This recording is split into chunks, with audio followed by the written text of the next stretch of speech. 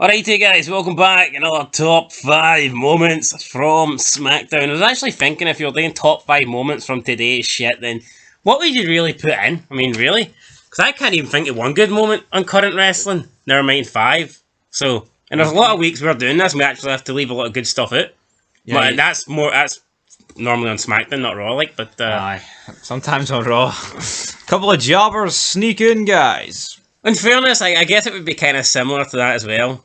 In today's standards, like, I mean, you'd probably find like 2 or 3 good things on SmackDown and be struggling to find one good thing on Raw.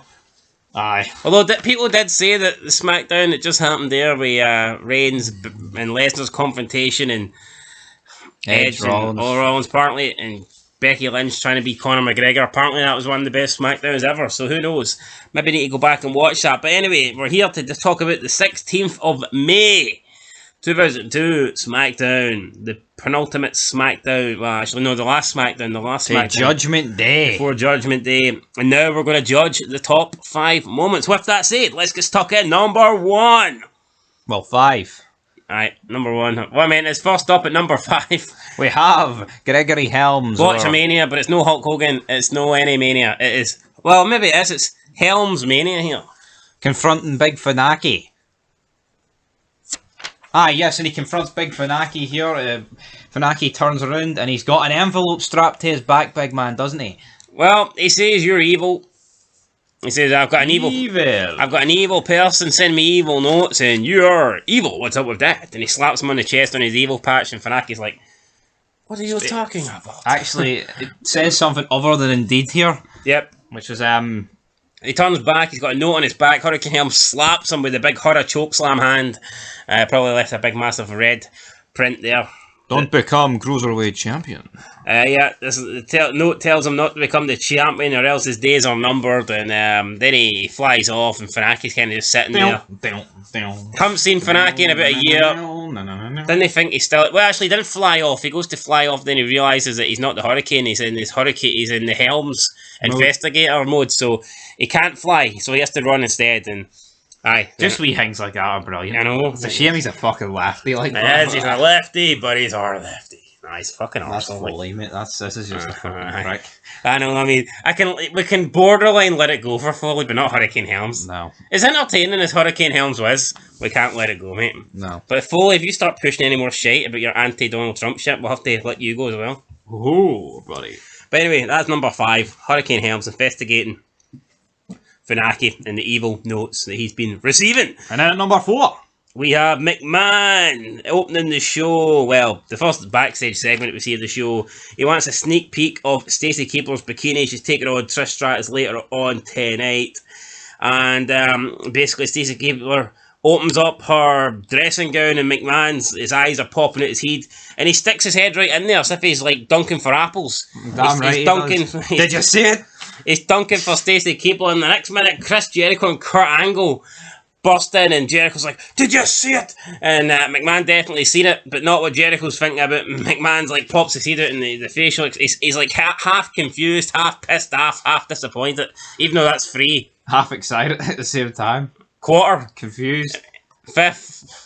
Anyway, he's showing a whole range of emotions here. Alerted. Jericho and Angle are, happy about the fact that they beat up Triple H and Edge. Angle's got a piece of Edge's hair. He keeps showing, look at this. Vince is basically he like, did what? It's a bit like Austin and Angle fighting over for Triple H for Vince McMahon's appreciation. And then he books a match later on tonight, and it was good. He booked a tag team match. The tag team match wasn't that good, but the segment itself was good. And that comes in at number 4. Coming in at number 3, we have Edge, Triple H backstage, and this was like probably the least comedy. Well, the one up next isn't really comedy, but yeah, this one basically Triple H saying that Edge should win a few titles before he starts. Right, well, backstory here. Triple H is getting interviewed. Edge comes in, says, look, just because we were in a tag team tonight doesn't mean I've forgotten about it earlier. And Triple H kind of laughs it off, and he's like... My nose is big, brother. Yeah, my nose is very big. These guys are nose to nose, and Triple H goes, maybe instead of worrying about me, you should worry about winning a couple of world titles, punk. Then Edge hits back with a, well, it's easy for you to say. You slept your way to the top with the boss's daughter. Now, I mean, everyone says that about Triple H, but it's kind of more like, you know, the internet fucking crowd or people, people in shoots. I mean, it was never really acknowledged on TV. The first time it's ever been said. I can't recall another time. It could be the first time, it could be the only time. Aye. I don't recall anyone actually on TV saying... I'm pretty sure Punk would have said it in a pipe bomb. Well, he did say a lot of shit about Triple H and Stephanie, but I don't remember that one. Nah, he must. Oh, Hunter, do you keep your balls in Stephanie's purse? Pipe bomb. That's fucking hilarious, dude.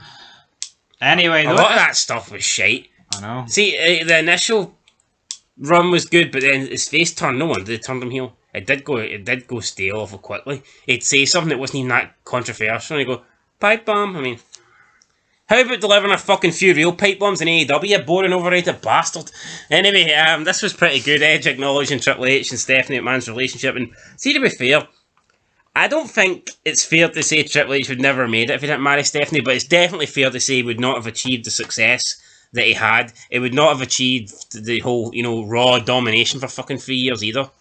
Yeah. I think Triple H would have still been a world champ without marrying into Stephanie. I mean, he was practically already in the main event before they even started dating. Exactly, so it'd be unfair to... I mean, even when they were dating, well, we did get the timeline, right? Because I don't think anyone has the official timeline. But they started dating in the fucking 90s and got into the 99s and got into the 99s, which was the main eventer. And come, like, halfway through 99, he was already a champ. So, really, just dating? How could that... and Vince didn't know about it, so... Yeah, I mean, I honestly, I think Triple H won out his first world title without any influence of... Yeah, I think a lot of the stuff is, like, ruthless aggression. Aye. Not this era. But anyway, guys... Because let's be real, right? I mean, Buddy Big knows too much. But let's be real. I mean, Rock turns face. So who they got for a heel? Taker's injured at that point. Yep. Austin's soon to be injured. I mean, Triple H was effectively, since going into like 99, he is, once he turns heel in DX, whatever. We're in 99 at this point. Aye, but what are you on about? You're talking about going into 99? No, but I mean, not going into 99, right? But in 99, as you approach the, like, the halfway stage of the year, he's legit the top heel. Yeah. Aye, I know, I get you. So, I mean... could argue he's only heel. Exactly. That's in the main event. I know, I'm not fucking disagreeing with that. So... yeah, like, you take Triple H out of 2000. Fuck his matches with Foley and Rock at the start. And the top heel's always going to win the title because the fucking faces need someone to go up against. So, see this when they won it, that's a shit. Anyway, though, coming in at number 2, because that was a good wee segment, we have the Hulk Hogan McMahon segment, but basically 90% of this is just Hulk Hogan in the ring greeting about the ovation he's getting. Yeah, see, to be honest, the whole context and the dialogue between and the actual promo between Hogan and McMahon is not the reason I'm putting on this. The reason I'm putting on this, Hogan comes out and basically doesn't even speak for 10 minutes. The crowd are just going absolutely fucking mental. And the guy can't even speak, and he's almost breaking down crying here. The pop was unbelievable. Don't exactly understand why. I know he's Hulk Hogan, like, but I don't exactly understand why. Is it the first time he's came back to this arena in how long? I don't know. But it was absolutely mental that the guy could legit not speak for 10 minutes because the crowd would not stop. And I mean, how many times do people actually get these kind of pops or ovations or crowd reactions? Not very often. I mean, this is a reaction that people would probably die for. So, yep. And you could tell it meant a lot to Hogan because I highly doubt that this was I doubt this was the script for him to go out and start crying and not speak for 10 minutes. I wouldn't even be surprised if McMahon going out with scripted, like. I don't know, it seemed like... I don't know, who knows, but you know what, I liked it, fucking great. Anyone getting this reception, even if you're a bum, like... But even if you're a bum, you don't get this. Yeah, you don't get it. Yeah, I mean, this is the sort of stuff where you can put on as many 5-star matches as you want, big man, but unless you're a star... Kenny Omega's never had this and he never will have it. Yep, I don't give a fuck what happens. Unless it's like 20,000 Dave Meltzer's cloned in the arena. Did you see his abs? Johnny Gargano's abs? Anyway, though, in at number 1. Show me your abs. Did you see DVON's buddy? Show me the condoms. You want me, a reverend, to buy condoms? So basically, McMahon is backstage with Stacey after the whole bikini you know, mess up where Trish Stratus came out. Supposed to be Tori Wilson. Trish came out, took her place. Wins the bikini contest. Stacey Keibler's not happy. McMahon makes a women's title match for the Judgment Day pay-per-view, but he wants an insurance policy. DVON just happens to be snooping around the corner, as he did all episode here with Deacon Batista. Snooped around on Maven, snooped around on McMahon. DVON just seems to be preying on people here. Very anti-Christ-like. And McMahon wants him. He says, DVON, get the protection. And then Devon's like, you want me to get the condom? And he goes, no, I need you to be in Stacey's corner for the pay-per-view.